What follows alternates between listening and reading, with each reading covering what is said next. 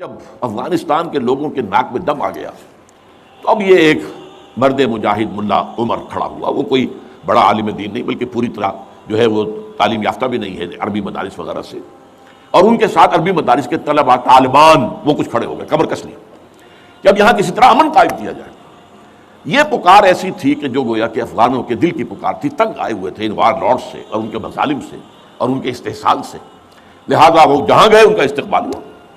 بہت سے لوگوں نے اپنے ہتھیار ان کے حوالے کر دیے. امریکہ سمجھتا تھا یہ ٹھیک ہے, یہ ملا ملاٹے ہیں, انہیں کوئی دنیا کا تو علم ہے نہیں, یہ جانتے ہی نہیں, لہذا ان سے کھیلنا آسان ہے, انہیں ہم اپنی انگلیوں پہ نچائیں گے. لیکن ہوا کیا, دو کام ایسے ہوئے ہیں کہ ایک تو افغانستان کے 90% علاقے پر قبضہ جو ہوا تو امن, کلی امن, چوری ختم, ڈکیتی ختم, زنا بالجبر ختم, زنا ختم, تو اب آنکھیں کھل گئی امریکہ کی یہ کیا ہو رہا. اور ملا عمر کے ایک حکم پر پاپی کی کاشت زیرو.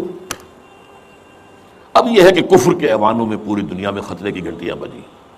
یہ معاملہ کیا ہے, نارضت عشق کے خونی جگرے پیدا شد, حسن لرزید کے صاحب نظریں پیدا شد. یہ تو ہم جس سے ڈر رہے تھے, جس کا ہمیں خوف تھا, جس کا ہمیں اندیشہ تھا, وہ تو حقیقت سامنے آ رہی ہے. ابھی تو پورا نظام کی کوئی بات نہیں ہے, ابھی تو انہوں نے چند سزائیں نافذ کی ہیں, اس سے زیادہ تو ابھی ان کا کانسیپٹ بھی کوئی نظر نہیں آیا. ہم خود جب گئے ہیں وہاں پر, میں ایک وفد لے کر کے آیا ہوں, تو نہ ان کے ذہن میں کوئی سیاسی نظام کا کوئی واضح تصور تھا, نہ میں نے ان سے پوچھا آپ کی کوئی پارلیمنٹ مجلس شورا مجلس سے ملی کہ نہیں, کوئی نہیں ہے, نہ کوئی معاشی نظام کا ان کے سامنے نقشہ تھا. میں نے پوچھا کہ آپ کے یہاں بینک ہیں کہ نہیں ہے, میں نے کہا آپ اپنا پیسہ کہاں رکھتے ہیں, ہمارے پاس پیسہ ہے ہی نہیں. مطلب یہ کہ یہ کوئی نظام کی بات تھی نہیں. لیکن یہ کہ چوری کا ہاتھ کاٹنا, زنا کی سزا دینا, رجم کرنا, قتل کے بدلے قتل علی الاعلان, کہ اس ابتدائی عرصے میں طالبان سے کچھ غلطیاں بھی ہوئی. پہلی بات تو یہ کہ نہ ان کی کوئی تعلیم ہوئی تھی, نہ تربیت ہوئی تھی, نہ تنظیم ہوئی تھی, نہ کوئی ڈسپلن قائم تھا, یہ تو موب تھا. لہذا ان سے بڑی بڑی غلطیاں ہوئی. مثلاً مزار شریف میں ایران کے سفارت خانے پر حملہ کیا, سفارتکاروں کو قتل کر دیا. پھر یہ کہ ان کے اندر مذہبی شدت پسندی بہت تھی, کٹر حنفیت, اور اس کے اندر کچھ نہ کچھ تشدد کا ایلیمنٹ بھی. ظاہر بات ہے ان عام لوگوں کے, ان پڑھ لوگ, اب ان کے ذہن میں جو چیزیں تھیں, داڑھی جو ہے سنت موقدہ ہے, نہیں رکھتا اس کو سزا دو, اور حجام جو ہے اس کا سر قلم کر دو اگر وہ شیونگ کرتا ہے تو. اسی طریقے سے پردے کا شدت کے ساتھ نفاذ کیا گیا. عورتیں باہر کیوں نکلیں, اپنے گھروں میں رہو, یا یہ کہ پورا برقع لے کر نکلو, جو بھی آپ کے ہاں دنیا بھر میں شٹل کاک جس کو کہتے ہیں, وہ جو ایک خیمے کی شکل میں ہوتا ہے, تو وہ لے لو. تو اس حوالے سے سخت تشدد پسندی بھی ہوئی ہے, اور کچھ غلطیاں بھی ہوئی ہیں, کچھ زیادتیاں بھی ہوئی ہیں, اور کچھ انتہائی تنگ نظر مذہبیت بھی ہوا. یہ حقائق ہیں جو ہمیں ماننے پڑیں گے. اب جب پوری دنیا کے اندر یہ ایک خطرے کی گھنٹیاں بج گئیں عالم کفر کے اندر کہ نارضت عشق کہ خونی جگر پیدا شد, وہ تو آ گیا, خونی جگر رکھنے والا وہ تو سامنے آ گیا. وہ خطرہ جسے اب ڈر رہے تھے, کہاں پر رہے تھے. 9/11 کا حادثہ فاجعہ خود کروایا, یہ ثابت شدہ حقیقت ہے اس وقت. اس میں طالبان کا تو خیر 0% بھی کوئی امکان نہیں, اس میں القاعدہ کا بھی کوئی حصہ نہیں. یہ ضرور معلوم ہوتا ہے کہ ان میں جن لوگوں کو انہوں نے اپنے آگے رکھ لیا تھا دنیا کو دکھانے کے لیے, کچھ نوجوان قسم کے جو پائلٹس تھے جنہوں نے چھوٹے چھوٹے جہازوں پر, چڑیوں جیسے جہازوں پر تربیت حاصل کی تھی, دکھانے کے لیے انہوں نے کیا ہے. ان میں سے کسی کا تعلق غالباً کوئی تعلق تھا جو کہ اسامہ ابن لادن کے ساتھ, جس پر کہ ان کو اس نے یہ کہہ دیا تھا کہ عنقریب ایک بہت بڑا واقعہ ہوگا. بس اس حد تک بات صحیح ہے, باقی قطعاً کوئی نہ اسامہ ابن لادن کا حصہ. یہ کروایا موساد نے, نیو کونز نے, CIA نے. کیوں کروایا؟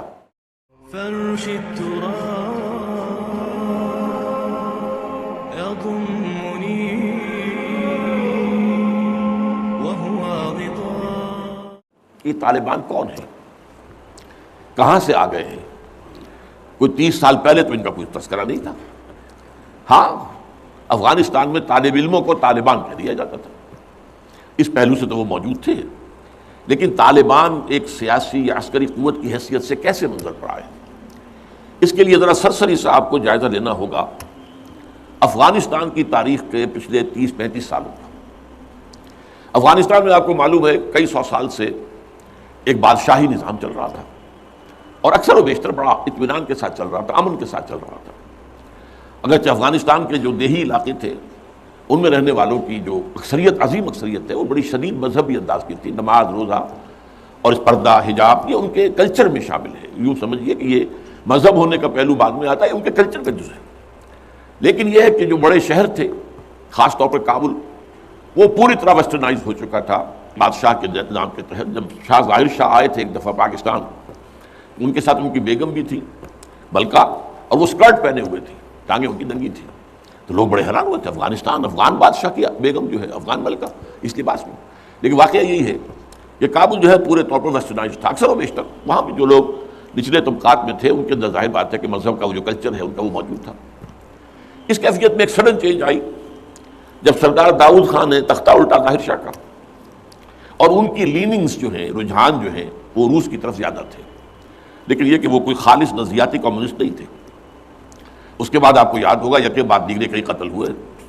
سردار داؤد کو کسی نے قتل کیا، پھر اس کو کسی اور نے قتل کیا، پھر کسی اور نے قتل کیا، اور اس کے بعد آخر میں کیا ہوا کہ روسی فوجیں اور کرمل جو تھا اس کے ساتھ روسی فوجیں آ گئیں۔ تو یہ جو ایک تبدیلی ہوئی ہے اس کے خلاف جو ہے اسلامی قوتوں کی طرف سے ریزنٹمنٹ آئی، روسی فوجیں آ گئیں، اب ایک ریزسٹنس شروع ہوئی زبردست۔ ان میں سب سے پہلی ریزسٹنس جو ہے وہ در حقیقت جو جہاد شروع ہوا ہے وہ جہاد فی سبیل الحریت تھا۔ اس کی بنیاد مذہبی نہیں تھی بلکہ آزادی، اس لیے کہ افغان قوم جو ہے وہ غلام رہنے کی عادی نہیں ہے، اس کے لیے ذہناً تیار نہیں، جذباتی طور پر تیار نہیں، یہ پوری تاریخ کی حقیقت ہے۔ یہ چنانچہ اسی زمانے میں جب روس کے خلاف جنگ جاری تھی اور جہاد ہو رہا تھا افغانستان میں، تو مارگریٹ تھیچر ایک دفعہ آئی تھی پاکستان کے دورے پر، اور وہ طورخم پر جا کر انہوں نے خطاب کیا تھا کچھ لوگوں سے، جس میں بڑے تاریخی جملے مجھے آج تک یاد ہیں۔ We learnt our lesson and the Russians will also soon learn their lesson۔ Afghanistan کے بارے میں ہم نے سبق سیکھ لیا تھا، ہم نے بار بار فوج کشی کی اور فتح کیا، لیکن اپنا قبضہ برقرار نہیں رکھ سکے۔ اسی طریقے سے بالفرض اگر روس نے قبضہ کر بھی لیا تو وہ یہاں رہ نہیں سکے گا، یہ سبق جو ہے ہم نے تو سیکھ لیا ہے، روسی بھی سیکھ لیں گے۔ پوری دنیا سے لوگ آئے، والنٹیئرس آئے، انہوں نے جانیں دی، انہوں نے وہاں پر محنتیں کی، اپنے کوئی انڈونیشیا سے چلا آ رہا ہے، کوئی برما سے چلا آ رہا ہے، کوئی فلسطین سے چلا آ رہا ہے، کوئی فلپائن سے چلا آ رہا ہے، کوئی تھائی لینڈ سے چلا آ رہا ہے، کوئی سعودی عرب سے چلا آ رہا ہے، کوئی مصر سے چلا آ رہا ہے، کوئی لیبیا سے چلا آ رہا ہے، کوئی چچنیا سے چلا آ رہا ہے، یہ سارے لوگ آئے وہاں، اس لیے کہ جذبہ یہ کہا گیا کہ یہ جہاد فی سبیل اللہ ہے۔ میں واضح کر چکا ہوں کہ میرے نزدیک وہ جہاد فی سبیل اللہ نہیں تھا۔ جہاد فی سبیل اللہ کی جو شرائط ہیں وہ یہ ہے کہ پہلے دعوت اور اس میں اتمام حجت، پھر جو دعوت کو قبول کرے انہیں منظم کرنا، ڈسپلن آرگنائزیشن میں لانا، ایک امیر کے تابع ہو کر، اس سے بیعت کر کے، اور پھر یہ کہ ان کی تربیت، ان کا تزکیہ یہ ہو کہ دل میں سوائے اللہ کی رضا کے کوئی اور جذبہ باقی نہ رہ جائے۔ یہ مال و دولت دنیا یہ نہیں، کچھ نہیں، نہ حکومت نہ سیادت، صرف اللہ کی رضا، اور یہ کہ جذبہ اتنا ابھر آئے کہ تن من دھن حتیٰ کہ جان دینے کے لیے تیار ہو جائے۔ یہ ساری شرائط ہیں جہاد فی سبیل اللہ کی۔ ظاہر بات ہے کہ وہاں پر تو جو ایک دم حملہ ہو گیا اور روسی فوجی آ گئے تو نہ ان کاموں کا موقع تھا، نہ اس کے لیے وقت تھا، وہ لوگ کھڑے ہو گئے۔ یہ جہاد فی سبیل الحریت تھا، آزادی کا جہاد،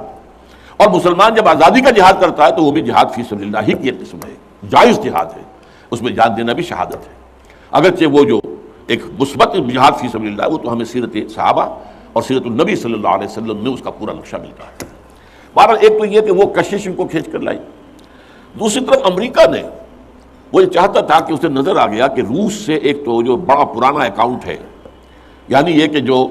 ویتنام میں روسیوں کے ہاتھوں شکست کھائی تھی امریکہ نے اور بھاگا تھا وہاں سے، تو گویا کہ اس کا بدلہ لینے کا یہ سنہرا وقت آ گیا ہے، اس سے بھرپور فائدہ اٹھایا جائے، اور یہ کہ اگر ہو سکے تو شاید اس حد تک بھی ان کے خیال میں ہو کہ یو ایس ایس آر کو ختم کر دیا جائے۔ میرے خیال میں ایسا نہیں تھا، وہ یہ نہیں سمجھتے تھے کہ یو ایس ایس آر ختم ہو جائے گا، لیکن یہ کہ بہت کمزور ہو جائے گا اور یہ کہ اس کی بلیڈنگ ہو جائے گی۔ اس کے لیے اس نے اس جہاد کا غلغلہ دوسروں سے بڑھ کر، مسلمانوں سے بڑھ کر جو ہے دنیا میں بلند کیا، اور ان جہادی لیڈروں کا کردار بنایا پوری دنیا میں، ان کی شخصیت کی امیجز بنائی ہیں۔ احمد شاہ مسعود کو دی لائن آف پنجشیر، پوری دنیا کے اندر اس کے بارے میں جو ہے وہ دھاک بٹھائی گئی، تاکہ یہ لوگ زیادہ سے زیادہ لوگ آ جائیں، والنٹیئر مل جائیں۔ ہمارا آدمی تو کوئی نہیں مرے گا، ہم تو پیسے دیں گے اور ہتھیار دیں گے، مریں گے یہ مسلمان مریں گے، چاہے وہ افغان ہیں چاہے باہر سے آنے والے ہیں۔ تو وہ جو غلغلہ جہاد کا تھا، اور اس میں گویا کہ ایک طرح سے امریکہ کے اس ایجنڈے کو نہ جانتے ہوئے نہ سمجھتے ہوئے گویا کہ لا علمی میں جو تقویت پہنچائی وہ ایسے لیڈروں نے، جن میں بن لادن بھی ہیں، وہ جہاد کے لیے لوگوں کو کھینچ کھینچ کر عالم مبارک سے لے کر آئے۔ ان میں عبداللہ ابن عزام بھی تھے شہید رحمۃ اللہ علیہ، انہی میں عمر عبد الرحمن ہے جس وقت امریکہ کی جیل میں پڑے ہوئے۔ یہ سب لوگ کیا تھے؟ جہاد کے نام پر دنیا سے لوگوں کو لے کر آ رہے تھے، اور اس میں گویا کہ نہ جانتے ہوئے ان نوئنگلی وہ امریکہ کے اعلی کار بن گئے تھے۔ بہرحال اس میں نتیجہ جو نکلا، مجاہدین جب مجاہدین کو فتح ہو گئی، ظاہر بات ہے اس میں دونوں فیکٹرز ان میں رکھیے، صرف مجاہدین کی سرفروشی اور جاں فشانی نہیں، امریکہ کے ہتھیار نے یقیناً اس میں ایک بڑا ڈیسائسو رول پلے کیا، خصوصاً تازہ ترین ہتھیار اسٹنگر میزائل جسے دنیا جانتی نہیں تھی وہ دے دیا، اور اصل میں جو روسی فوج جو ہے دل برداشتہ ہو کر بھاگی ہے، اس میں اسٹنگر میزائل کا بہت بڑا دخل تھا، کیونکہ ان کا سب سے بڑا ہتھیار تھا جو وہ گن شپ ہیلی کاپٹرز لے کر آتے تھے، اور وہ ظاہر بات ہے جہاں پہاڑوں کے اوپر بھی مورچے لگائے ہوئے تھے وہاں ظاہر بات ہے ٹینک تو نہیں پہنچ سکتے تھے، کوئی اور بمباری وہاں کرنا مشکل تھی، تو یہ گن شپ بڑے جہازوں سے بہت نیچے آ کر بمباری بھی ممکن نہیں تھی، تو گن شپ ہیلی کاپٹر سے جو بمباری وہ کرتے تھے، فائرنگ کرتے تھے، وہ ان کا سب سے بڑا ہتھیار تھا، اور اس کو بالکل ختم کر کے رکھ دیا اسٹنگر میزائل، کہ میزائل آپ نے داغا ہے تو وہ یہ نہیں ہے کہ ہدف سے اگر نہ لگے ہدف پر تو ادھر ادھر ہو جائے گا، نہیں، جدھر وہ ہدف جائے گا اس کا پیچھا کرے گا، اس کے پیچھے پیچھے جائے گا، جدھر وہ مڑے گا ادھر وہ مڑ جائے گا، دور مال کفر ہے سودار، جیسے وہ کفر جو ہے جو رخ موڑ لے تم بھی رخ موڑ لو، اور وہ تباہ کر دیتا تھا کلسی پہ۔ تو یہ بہرحال جو بھی شکست ہوئی روس کو اور وہاں سے وہ چلا گیا، تو اس کے بعد امریکہ بھی فوری طور پر وہاں سے غائب ہو گیا، اس نے مجاہدین کے اندر گروپ بندی، باہمی کشاکش، یہاں تک کہ باہمی دشمنی کے بھی بیج بو دیے تھے، اور اس میں آئی ایس آئی بھی رول اس نے پلے کیا ہے۔ آئی ایس آئی یہ چاہتی تھی کہ یہاں کوئی ایک مضبوط ایسی حکومت نہ بن جائے کہ جس کو جو ہمارے پھر کنٹرول میں نہ رہے، لہذا آئی ایس آئی والوں کا جو بھی رول ہوگا نہیں سے پاکستان کے لیے، لیکن یہ مجھ سے ایک مجاہدین لیڈرز میں سے ایک صاحب نے خود کہا کہ ہمیں لڑوایا آئی ایس آئی نے، میں نہیں کہہ سکتا کتنی اس میں درستی ہے اور کتنی غلطی ہے، لیکن امریکہ نے یہ کیا کہ لڑا کر ان کو بجائے اس کے کہ کوئی حکومت وہاں قائم کرواتا اور آرام کے ساتھ وہاں سے رخصت ہوتا، اس حکومت کو مستحکم کر کے، جیسے کہ وہ اپنا سر توڑ زور لگا رہا ہے عراق کے اندر کہ یہاں کوئی حکومت جو ہے وہ قائم ہو جائے، مستحکم ہو جائے، پھر یہاں سے ہم رفتہ رفتہ نکلے، وہ فوراً بھاگے آپس میں وہ جو ہے دشمنی کے بیج بو کر۔ نتیجہ کیا نکلا؟ وہ جہاد فی سبیل اللہ، فساد فی سبیل اللہ بدل گیا، وہ تباہی آئی ہے افغانستان پر جو پہلے نہیں آئی تھی، روسیوں کے ہاتھوں نہیں آئی تھی، خاص طور پر کابل میں اصل تباہی و بربادی جو خانہ جنگی سے آئی ہے، اور اس کا ایک اور نتیجہ یہ نکلا کہ مختلف علاقوں میں وارڈ لارڈز نے اپنی چھوٹی چھوٹی حکومتیں ریاستیں قائم کر لی، وارڈ لارڈز ہتھیار ان کے پاس ہیں، اور وہ ہتھیار جو ہیں اس جنگ کے اندر امریکہ کے دیے ہوئے ان کے پاس بہت کافی جو ہے ابھی موجود تھے، ان کا اسلحہ خانہ تھا، تو اپنے علاقے معین کر لیے، اور وہاں یہ ہے کہ انہوں نے ٹیکس لینے شروع کیے، جگہ ٹیکس، جو بھی گاڑی گزرے، بس گزرے، کوئی منی بس گزرے، کوئی ٹیکسی گزرے، ٹیکس دو، یہاں سے نکل کر اگلے میں گئے تو وہاں پھر ٹیکس دو، وہاں سے نکل کر اگلے کوئی وارڈ لارڈ کا علاقہ گیا وہاں ٹیکس دو، اور نہ صرف یہ کہ ٹیکس بلکہ وہ یہ بھی کہا جاتا ہے کہ وہ خوبصورت عورتوں کو بھی اتار لیتے تھے اور خوبصورت لڑکوں کو بھی اتار لیتے تھے۔ یہ جو صورتحال تھی اس سے افغان لوگوں کا کہ ناک میں دم آ گیا، سب پریشان ہو گئے۔ اچھا، یہ جو میں نے کہا ہے کہ یہ امریکہ نے جو مجاہدین کی قیادت تھی اسے آپس میں لڑا کر پھر یہاں سے بھاگ جانے کے اندر آفیل سمجھی، اس کی وجہ یہ تھی امریکہ کو اندیشہ تھا کہ یہ لوگ پڑھے لکھے جدید تعلیم یافتہ ہیں، یہ انجینئرز ہیں، گل بدین حکمت یار، احمد شاہ مسعود، استاذ ربانی بڑے عالم ہیں، فاضل ہیں، عبد الرسول سیاب الازہر کے پڑھے ہوئے تھے، اسی طریقے سے صبغت اللہ جو ہیں وہ بھی بڑے عالم آدمی تھے اور پڑھے لکھے آدمی تھے، جدید تعلیم یافتہ بھی اور قدیم جدید جاتا رہے، تو اس اعتبار سے انہیں اندیشہ تھا ان لوگوں کی حکومت بن گئی اگر تو یہ ایک ماڈرن اسلامک اسٹیٹ بنا دیں گے، اور یہ وہ شے ہے جو ہمارے لیے سب سے زیادہ خطرناک، سب سے زیادہ ناپسندیدہ معاملہ ہوگا، اس لیے کہ اگر واقعی طرح کی ماڈرن اسلامک اسٹیٹ وجود میں آ گئی تو ہمارے نظام کا خاتمہ ہو جائے۔ وہ تو یہ کہ سورج طلوع ہوتا ہے تو تاریکی تو جائے گی، رات کو تو جانا ہی جانا ہے، وہ تو جب تک سورج طلوع نہیں ہوتا رات کی تاریکی ہے، یہ انہیں اندازہ تھا خوب، بہرحال اس لیے انہوں نے خاص طور پر ان کو آپس میں لڑایا بھی۔ اس کے بعد یہ ہے کہ جب افغانستان کے لوگوں کے ناک میں دم آ گیا تو اب یہ ایک مرد مجاہد ملا عمر کھڑا ہوا، وہ کوئی بڑا عالم دین نہیں بلکہ پوری طرح جو ہے وہ تعلیم یافتہ بھی نہیں ہے عربی مدارس وغیرہ سے، اور ان کے ساتھ عربی مدارس کے طلباء طالبان وہ کچھ کھڑے ہو گئے کمر کس لیے کہ اب یہاں کسی طرح امن قائم کیا جائے۔ یہ پکار ایسی تھی کہ جو گویا کہ افغانوں کے دل کی پکار تھی، تنگ آئے ہوئے تھے ان وار لارڈ سے اور ان کے مظالم سے اور ان کے استحصال سے، لہذا وہ جہاں گئے ان کا استقبال ہوا، بہت سے لوگوں نے اپنے ہتھیار ان کے حوالے کر دیے، یہاں تک کہ گلبدین حکمت یار جو بالکل کابل کے پاس پڑا ہوا تھا اپنی فوجیں لے کر اور گویا کہ وہ کسی فائنل اسالٹ کی تیاری میں تھا، جب یہ آئے ہیں تو اس نے راستہ دے دیا اور خود پیچھے ہٹ گیا۔ اس طریقے سے یوں سمجھیے کہ در حقیقت افغانستان میں ان طالبان کی حکومت جو ہے یہ گاڈ گیون ہے، وہ جو ایک شعر ہے کہ کہ خود بخود تیار ہے پکے ہوئے پھل کی طرح، دیکھیے گرتا ہے آخر کس کی جھولی میں فرنگ۔ تو یہ حالات نے اس درجے صورت اختیار کر لی تھی کہ یہ طالبان کو کوئی ریزسٹنس نہیں ملی اور ان کی جو ہے حکومت قائم ہو گئی۔ بلکہ یہ گویا کہ اللہ تعالیٰ کی جو ہے حکمت کا ایک ظہور ہوا ہے۔ اس میں امریکہ نے اور امریکہ کے کہنے پر پاکستان نے، سعودی عرب نے، امارات نے طالبان کو سپورٹ کیا۔